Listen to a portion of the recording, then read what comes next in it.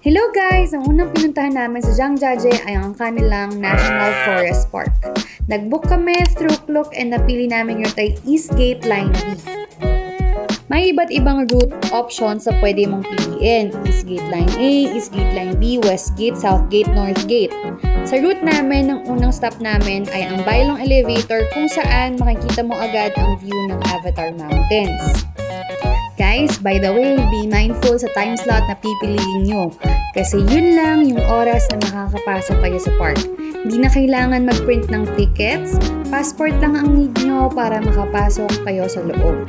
Ang unang sasakyan namin ay ang bus papuntang Bailong Elevator. Nasa bus pa lang kami ni tatay, kitang-kita na agad yung view, kaya kami na-amaze ni tatay, grabe kasi kaganda.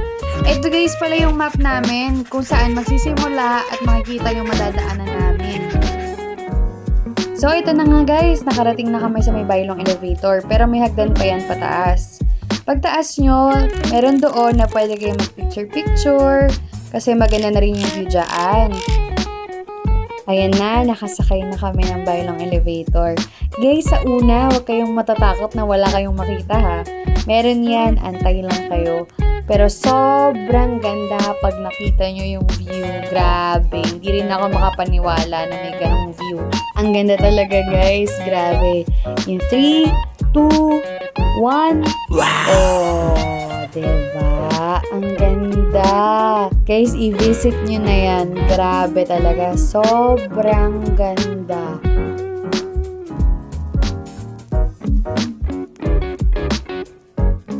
Pagkatapos namin sa Bailong Elevator, sumakay kami ng bus papuntang Zhangjiajie Scenic Area.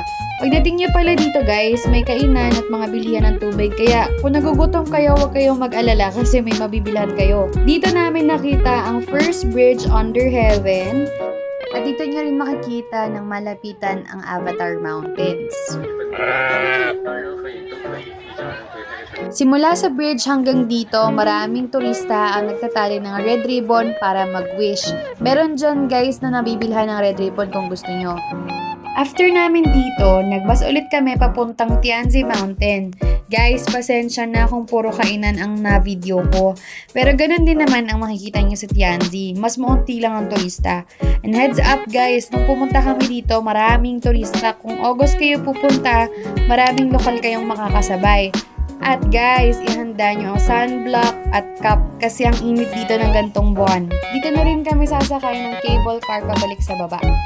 So ito na guys, nakasakay na kami ng cable car. Akala ko sa elevator lang kung mamanga sa ganda.